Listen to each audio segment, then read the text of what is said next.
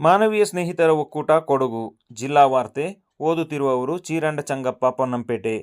ಕ್ರೀಡಾಕೂಟಗಳು ವಿದ್ಯಾರ್ಥಿಗಳಲ್ಲಿ ಶಾರೀರಿಕ ಆರೋಗ್ಯದೊಂದಿಗೆ ಮಾನಸಿಕ ಆರೋಗ್ಯ ಮತ್ತು ಶಿಸ್ತುಬದ್ಧ ನಾಯಕತ್ವದ ಗುಣಗಳನ್ನು ಬೆಳೆಸುತ್ತದೆ ಎಂದು ವಿಧಾನ ಪರಿಷತ್ ಮಾಜಿ ಸದಸ್ಯ, ಭಾರತೀಯ ಕ್ರೀಡಾ ಪ್ರಾಧಿಕಾರದ ಉಪಾಧ್ಯಕ್ಷ ಚೆಪ್ಪುಡಿರ ಎಸ್. ಅರುಣ್ ಮಾಚಯ್ಯ ಹೇಳಿದರು. ವಿರಾಜಪೇಟೆ ಕೊಡವ ಸಮಾಜದ ಪೂಮಾಲೆ ಮಂದ್ ಮೈದಾನದಲ್ಲಿ ತ್ರಿವೇಣಿ ಶಾಲೆಯ ವಾರ್ಷಿಕ ಕ್ರೀಡಾ ದಿನಾಚರಣೆಯಲ್ಲಿ ಮುಖ್ಯ ಅತಿಥಿಗಳಾಗಿ ಪಾಲ್ಗೊಂಡು ಮಾತನಾಡಿ, ವಿದ್ಯಾರ್ಥಿಗಳನ್ನು ಸಾಮಾಜಿಕ ಜಾಲತಾಣದ ಹಾವಳಿಯಿಂದ ಒಂದು ಹಂತದವರೆಗೆ ತಡೆಗಟ್ಟಲು ಕ್ರೀಡೆಗಳು ಸಹಕಾರಿಯಾಗುತ್ತದೆ. ವಿದ್ಯಾರ್ಥಿಗಳಲ್ಲಿ ಉಂಟಾಗುತ್ತಿರುವ ನೈತಿಕ ಮೌಲ್ಯಗಳ ಕುಸಿತದ ಬಗ್ಗೆ ಶಿಕ್ಷಕರು ಹಾಗೂ ಪೋಷಕರು ಸದಾ ಜಾಗೃತರಾಗಿರಬೇಕು. ಶಿಕ್ಷಣ ಸಂಸ್ಥೆಗಳು ವಾರ್ಷಿಕ ಕ್ರೀಡಾ ದಿನಾಚರಣೆಯಂತೆ ಸಾಂಸ್ಕೃತಿಕ ದಿನಾಚರಣೆಯನ್ನು ಏರ್ಪಡಿಸಿದಲ್ಲಿ ವಿದ್ಯಾರ್ಥಿಗಳಲ್ಲಿ ನಮ್ಮ ಸಂಸ್ಕೃತಿ, ಪರಂಪರೆ ಬಗ್ಗೆ ಅರಿವು ಮೂಡಲು ಸಹಕಾರಿಯಾಗುತ್ತದೆ ಎಂದರು. ಅಖಿಲ ಭಾರತೀಯ ವಿದ್ಯಾರ್ಥಿ ಪರಿಷತ್ತಿನ ದಕ್ಷಿಣ ಪ್ರಾಂತ ಸಮ್ಮೇಳನದ ದ್ವಿತೀಯ ದಿನವಾದ ಶುಕ್ರವಾರ ಸಂಜೆ ಮಡಿಕೇರಿ ನಗರದ ಮುಖ್ಯ ಬೀದಿಗಳಲ್ಲಿ ಸಮ್ಮೇಳನದ ಪ್ರತಿನಿಧಿಗಳ ಬೃಹತ್ ಶೋಭಾಯಾತ್ರೆ ನಡೆಯಿತು. ಎಬಿವಿಪಿ ದಕ್ಷಿಣ ಪ್ರಾಂತ ಅಧ್ಯಕ್ಷ ಡಾಕ್ಟರ್ ರವಿ ಮಂಡ್ಯ, ಸಮ್ಮೇಳನದ ಸ್ವಾಗತ ಸಮಿತಿ ಅಧ್ಯಕ್ಷ ಎಂ. ಈಶ್ವರ ಭಟ್ ಅವರ ನೇತೃತ್ವದಲ್ಲಿ ನಗರದ ಗೌಡ ಸಮಾಜದ ಸಮ್ಮೇಳನದ ಸಭಾಂಗಣದಿಂದ ನಗರದ ಮುಖ್ಯ ಬೀದಿಗಳಲ್ಲಿ ಭಾರತ ಮಾತೆ, ದೇವಿ ಶಾರದೆಯ ಪಟಚಿತ್ರ ಮತ್ತು ಸ್ವಾಮಿ ವಿವೇಕಾನಂದರ ಭಾವಚಿತ್ರಗಳೊಂದಿಗೆ ಸಮ್ಮೇಳನದ ಪ್ರತಿನಿಧಿಗಳು, ಸಂಘಟನೆಯ ಪದಾಧಿಕಾರಿಗಳು ಶಿಸ್ತುಬದ್ಧವಾಗಿ ಮೆರವಣಿಗೆ ನಡೆಸಿದರು. ಸೇನಾಧಿಕಾರಿಗಳಿಗೆ ಗೌರವಾರ್ಪಣೆ, ಶೋಭಾಯಾತ್ರೆ ಹಾಗೂ ಹೋಗುವ ಸಂದರ್ಭ squadron leader Ajjamada Devaiah, major Mangerira Muthanna, general Thimmaiah ವ್ರತಗಳಲ್ಲಿ ಸೇನಾಧಿಕಾರಿಗಳಿಗೆ ಪುಷ್ಪ ನಮನ ಸಲ್ಲಿಸಲಾಯಿತು. ಶೋಭಾಯಾತ್ರೆಯಲ್ಲಿ ಎಬಿವಿಪಿ ದಕ್ಷಿಣ ಪ್ರಾಂತದ ಕಾರ್ಯದರ್ಶಿ ಗೋಪಿ ಅರವಿಂದ್, ರಾಷ್ಟ್ರೀಯ ಕಾರ್ಯಕಾರಿಣಿ ಸಮಿತಿ ಸದಸ್ಯರಾದ ಮಂದಾರ, ಸ್ವಾಗತ ಸಮಿತಿಯ ಪ್ರಧಾನ ಕಾರ್ಯದರ್ಶಿ ರಮೇಶ್ ಮುಂತಾದವರು ಪಾಲ್ಗೊಂಡಿದ್ದರು. ಮಾದಕ ವಸ್ತುಗಳು ದೇಶದ ಆಂತರಿಕ ಭಯೋತ್ಪಾದಕ ಎಂದು ಪತ್ರಿಕಾ ಭವನದ ಅಧ್ಯಕ್ಷ ಪತ್ರಕರ್ತ ಎಸ್. ಮಹೇಶ್ ಹೇಳಿದರು.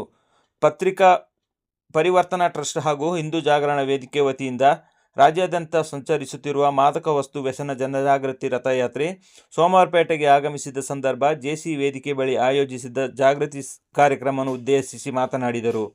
ದೇಶದಲ್ಲಿ ಬಂದೂಕು ಹಿಡಿದು ಬಾಂಬ್ ಹಾಕಿ ಜನರ ಜೀವ ತೆಗೆಯುತ್ತಿರುವ ಭಯೋತ್ಪಾದನೆ ಒಂದೆಡೆಯಾದರೆ, ಯುವಕರಿಗೆ ಮಾದಕ ವಸ್ತುಗಳನ್ನು ನೀಡುವ ಮೂಲಕ ಅವರನ್ನು ಮಾದಕ ವ್ಯಸನಗಳನ್ನಾಗಿ ಮಾಡುವುದರೊಂದಿಗೆ ಮಾದಕ ವಸ್ತುಗಳನ್ನು ಕಳ್ಳಸಾಗಾಣಿಕೆ ಮಾಡಲು ಬಳಸಿಕೊಳ್ಳುತ್ತಿದ್ದಾರೆ ಎಂದರು. ಕೊಡಗು ವೈದ್ಯಕೀಯ ವಿಜ್ಞಾನ ಸಂಸ್ಥೆಯ ಸಮುದಾಯ ವೈದ್ಯಕೀಯ ವಿಭಾಗದ ವತಿಯಿಂದ ಉಪನ್ಯಾಸ ಕಾರ್ಯಕ್ರಮ ನಡೆಯಿತು. ಮಾನಸಿಕ ಅಸ್ವಸ್ಥತೆ ಮಹಾಮಾರಿ, ಆರೈಕೆ ನೀಡುವವರ ದೃಷ್ಟಿಕೋನ ಎಂಬ ವಿಷಯದ ಮೇಲೆ Texila American University College of Medicine Guyana ಇಲ್ಲಿನ ಮುಖ್ಯ ಶೈಕ್ಷಣಿಕ ಅಧಿಕಾರಿ ಹಾಗೂ ಡೀನ್ ಆಗಿರುವ ಡಾಕ್ಟರ್ ನೀರಜ್ ಬನ್ಸಾಲ್ ಅವರು ಉಪನ್ಯಾಸ ನೀಡಿದರು. ತಮ್ಮ ಉಪನ್ಯಾಸದಲ್ಲಿ ಮಾನಸಿಕ ಅಸ್ವಸ್ಥತೆಗಳ ಹೆಚ್ಚುತ್ತಿರುವ ಪ್ರಮಾಣ, ಆರೋಗ್ಯ ವ್ಯವಸ್ಥೆಯ ಮೇಲಿನ ಪರಿಣಾಮ ಹಾಗೂ ರೋಗಿಗಳಿಗೆ ಸಮಗ್ರ ಆರೈಕೆ ನೀಡುವಲ್ಲಿ ಆರೈಕೆದಾರರ ಪಾತ್ರದ ಮಹತ್ವವನ್ನು ವಿವರಿಸಿದರು. ಕಾರ್ಯಕ್ರಮದ ಆರಂಭದಲ್ಲಿ ಸಮುದಾಯ ವೈದ್ಯಕೀಯ ವಿಭಾಗದ ಮುಖ್ಯಸ್ಥರಾದ ಡಾಕ್ಟರ್ ರಾಮಚಂದ್ರ ಕಾಮತ್ ಅವರು ಸ್ವಾಗತವನ್ನು ನೀಡಿದರು. ಮಾನಸಿಕ ಆರೋಗ್ಯವು ಸಾರ್ವಜನಿಕ ಆರೋಗ್ಯದ ಪ್ರಮುಖ ಅಂಶವಾಗಿದೆ ಎಂದು ತಿಳಿಸಿದರು. ಕಾರ್ಯಕ್ರಮಕ್ಕೆ ಕೊಡಗು ವೈದ್ಯಕೀಯ ವಿಜ್ಞಾನ ಸಂಸ್ಥೆಯ ಡೀನ್ ಹಾಗೂ ನಿರ್ದೇಶಕರಾದ ಡಾಕ್ಟರ್ ಲೋಕೇಶ್ ಏಜೆ ಅವರು ಅಧ್ಯಕ್ಷತೆ ವಹಿಸಿದ್ದರು. ಶಿವನ ಆರಾಧನೆಯ ಭಕ್ತಿ ಮಾರ್ಗದ ಮೂಲಕ ಆತ್ಮ ಪರಿವರ್ತನೆಯ ಮಹಾನ್ ಚಿಂತನೆಯೊಂದಿಗೆ ಉಡುಪಿಯಿಂದ ಆರಂಭಗೊಂಡಿರುವ ಆದಿಯೋಗಿ ರಥಯಾತ್ರೆಯು ಡಿಸೆಂಬರ್ 22ರಂದು ದಕ್ಷಿಣ ಕನ್ನಡ ಜಿಲ್ಲೆಯಿಂದ ಮದೆನಾಡಿನ ಮೂಲಕ ಕೊಡಗನ್ನು ಪ್ರವೇಶಿಸಲಿದ್ದು, ಮಡಿಕೇರಿ ನಗರದಲ್ಲಿ ಅಂದು ನಡೆಯಲಿರುವ ಭಕ್ತಿಭಾವದ ರಥಯಾತ್ರೆಯಲ್ಲಿ ಭಕ್ತಾದಿಗಳು ಪಾಲ್ಗೊಳ್ಳುವಂತೆ ಆಯೋಜಕರು ಮನವಿ ಮಾಡಿದ್ದಾರೆ.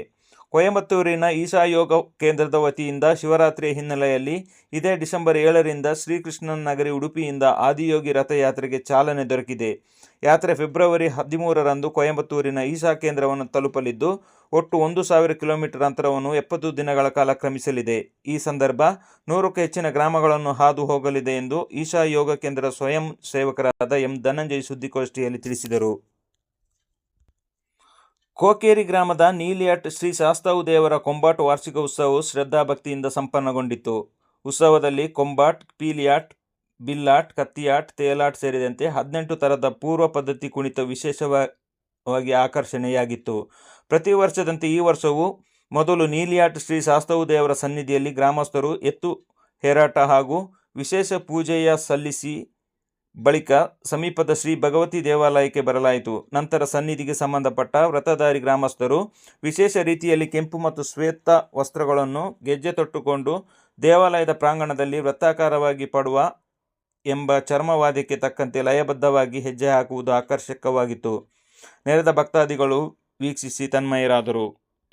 ಗ್ರಾಮ ಪಂಚಾಯಿತಿಗಳಲ್ಲಿ ಕಾರ್ಯನಿರ್ವಹಿಸುತ್ತಿರುವ ಕರವಸೂಲಿಗಾರರು, ಡಾಟಾ ಎಂಟ್ರಿ ಆಪರೇಟರ್, ಸ್ವಚ್ಛತಾಗಾರರು, ನೀರುಗಂಟಿಗಳು, ಜವಾನರನ್ನು ಸರ್ಕಾರಿ ನೌಕರರೆಂದು ಘೋಷಿಸಬೇಕು. ಬೆಲೆ ಏರಿಕೆ ಆಧಾರದಲ್ಲಿ ಕನಿಷ್ಠ ವೇತನ ರು. 36,000 ಜಾರಿಗೊಳಿಸಬೇಕೆಂದು ಹಲವು ದಿನಗಳ ಬೇಡಿಕೆಯಾಗಿದೆ. ಈ ಹಿನ್ನೆಲೆಯಲ್ಲಿ ವಿವಿಧ ಬೇಡಿಕೆಗಳ ಈಡೇರಿಕೆಗೆ ಒತ್ತಾಯಿಸಿ ಡಿಸೆಂಬರ್ 20ರಂದು ಬೆಂಗಳೂರಿನ ಫ್ರೀಡಂ ಪಾರ್ಕ್ನಲ್ಲಿ ಅನಿರ್ದಿಷ್ಟಾವಧಿ ಧರಣಿ ನಡೆಸಲಾಗುತ್ತದೆ ಎಂದು ಕರ್ನಾಟಕ ರಾಜ್ಯ ಗ್ರಾಮ ಪಂಚಾಯಿತಿ ನೌಕರರ ಸಂಘದ ಕೊಡಗು ಜಿಲ್ಲಾ ಸಮಿತಿ ಅಧ್ಯಕ್ಷ PR ಭರತ್ ಹೇಳಿದರು.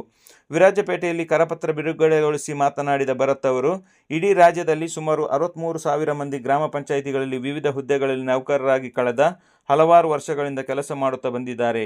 ಕಡಿಮೆ ವೇತನದಲ್ಲಿ ದುಡಿಯುತ್ತಿರುವ ಇವರ ಹಲವಾರು ಪ್ರಮುಖವಾಗಿರುವ ಬೇಡಿಕೆಗಳನ್ನು ಪಡೆಯಲು ನಿರಂತರ ಹೋರಾಟ ಮಾಡುತ್ತಾ ಸರ್ಕಾರಕ್ಕೆ ಮತ್ತು ಇಲಾಖೆಯ ಅಧಿಕಾರಿಗಳಿಗೆ ಒತ್ತಾಯಿಸುತ್ತಾ ಬರಲಾಗಿದೆ. ಇದುವರೆಗೂ ಸರ್ಕಾರ ಪ್ರತಿಕ್ರಿಯೆ ನೀಡಿಲ್ಲ ಎಂದರು. ಕೊಡಗು ಜಿಲ್ಲೆಯ ಮರಗೋಡುವಿನಲ್ಲಿ ಹಿಂದೂ ರುದ್ರಭೂಮಿ ಸ್ಥಾಪನಾ ಸಮಿತಿ ಹಾಗೂ ಮರಗೋಡು ಗ್ರಾಮ ಪಂಚಾಯಿತಿಯ ಸಹಕಾರದೊಂದಿಗೆ ನಿರ್ಮಿಸಲಾದ ನೂತನ ಹಿಂದೂ ರುದ್ರಭೂಮಿಯನ್ನು ಅಧಿಕೃತವಾಗಿ ಸಾರ್ವಜನಿಕ ಬಳಕೆಗೆ ಮುಕ್ತಗೊಳಿಸಲಾಗಿದೆ. ಸ್ಥಳೀಯ ಗ್ರಾಮಸ್ಥರು ಹಲವು ವರ್ಷಗಳಿಂದ ವ್ಯಕ್ತಪಡಿಸುತ್ತಿದ್ದ ಅಗತ್ಯ ಮತ್ತು ಕೋರಿಕೆಯ ಹಿನ್ನೆಲೆಯಲ್ಲಿ ಈ ಮಹತ್ವದ ಯೋಜನೆ ಕಾರ್ಯರೂಪಕ್ಕೆ ಬಂದಿದೆ. ಈವರೆಗೆ ಅಂತ್ಯ ಸಂಸ್ಕಾರ ನೆರವೇರಿಸಲು ಸಮರ್ಪಕ ಸ್ಥಳದ ಕೊರತೆಯಿಂದ ತೊಂದರೆ ಅನುಭವಿಸಿದ್ದ ಗ್ರಾಮಸ್ಥರಿಗೆ ಇದೀಗ ಶಾಶ್ವತ ಪರಿಹಾರ ದೊರೆತಿದೆ. ನೂತನ ರುದ್ರಭೂಮಿಯಲ್ಲಿ ಸಂಸ್ಕಾರ ವೇದಿಕೆ, ಮೂಲಭೂತ ಸೌಕರ್ಯ, ರಸ್ತೆ ಸಂಪರ್ಕ, ನೀರಿನ ವ್ಯವಸ್ಥೆ ಸೇರಿದಂತೆ ಅಗತ್ಯ ವ್ಯವಸ್ಥೆಗಳನ್ನು ಕಲ್ಪಿಸಲಾಗಿದ್ದು, ಮುಂದಿನ ದಿನಗಳಲ್ಲಿ ಇನ್ನಷ್ಟು ಅಭಿವೃದ್ಧಿ ಕಾಮಗಾರಿಗಳನ್ನು ಕೈಗೊಳ್ಳುವ ಯೋಜನೆಯೂ ಇದೆ. ಕಾರ್ಯಕ್ರಮದಲ್ಲಿ ಮರಗೋಡು ಗ್ರಾಮ ಪಂಚಾಯಿತಿ ಅಧ್ಯಕ್ಷರು, ಸದಸ್ಯರು, ಹಿಂದೂ ರುದ್ರಭೂಮಿ ಸ್ಥಾಪನಾ ಸಮಿತಿ ಅಧ್ಯಕ್ಷರು, ಪದಾಧಿಕಾರಿಗಳು, ಸ್ಥಳೀಯ ಜನಪ್ರತಿನಿಧಿಗಳು, ಧಾರ್ಮಿಕ ಮುಖಂಡರು ಹಾಗೂ ಅಪಾರ ಸಂಖ್ಯೆಯ ಸಾರ್ವಜನಿಕರು ಉಪಸ್ಥಿತರಿದ್ದರು. ಕುಶಾಲನಗರ ಚೇಂಬರ್ ಆಫ್ ಕಾಮರ್ಸ್ ಮತ್ತು ಇಂಡಸ್ಟ್ರೀಸ್ ಸ್ಥಾನೀಯ ಸಮಿತಿಯ ವಾರ್ಷಿಕ ಮಹಾಸಭೆ ಡಿಸೆಂಬರ್ 21ರಂದು ಕುಶಾಲನಗರದಲ್ಲಿ ನಡೆಯಲಿದೆ ಎಂದು ಸಮಿತಿಯ ಅಧ್ಯಕ್ಷ KS ನಾಗೇಶ್ ತಿಳಿಸಿದ್ದಾರೆ. ಕುಶಾಲನಗರದಲ್ಲಿ ಪತ್ರಿಕಾಗೋಷ್ಠಿಯಲ್ಲಿ ಮಾಹಿತಿ ನೀಡಿದ ಅವರು, ಮಧ್ಯಾಹ್ನ 3 ಗಂಟೆಗೆ ಕುಶಾಲನಗರ ಗೌಡ ಸಮಾಜದ ಮುಂಭಾಗ ಇರುವ ಪಾಳ್ಯಂ ಎಮರಾಲ್ಡ್ ಸಭಾಂಗಣದಲ್ಲಿ ಸಭೆ ನಡೆಯಲಿದೆ ಎಂದು ಹೇಳಿದರು. ಕೊಡಗು ಜಿಲ್ಲಾ ಚೇಂಬರ್ ಆಫ್ ಕಾಮರ್ಸ್ ಸ್ಥಾಪಕ ಪ್ರಧಾನ ಕಾರ್ಯದರ್ಶಿ TP ರಮೇಶ್ ವೇದಿಕೆ ಕಾರ್ಯಕ್ರಮ ಉದ್ಘಾಟಿಸಲಿದ್ದು, ಚೇಂಬರ್ ಜಿಲ್ಲಾ ಅಧ್ಯಕ್ಷರಾದ BR ನಾಗೇಂದ್ರ ಪ್ರಸಾದ್ ಮತ್ತು ಸಂಘಟನಾ ಕಾರ್ಯದರ್ಶಿ TR ಶರವಣಕುಮಾರ್ ಮುಖ್ಯ ಅತಿಥಿಗಳಾಗಿ ಪಾಲ್ಗೊಳ್ಳಲಿದ್ದಾರೆ ಎಂದರು. ಇಲ್ಲಿಗೆ ಜಿಲ್ಲಾ ವಾರ್ತೆ ಮುಕ್ತಾಯವಾಯಿತು.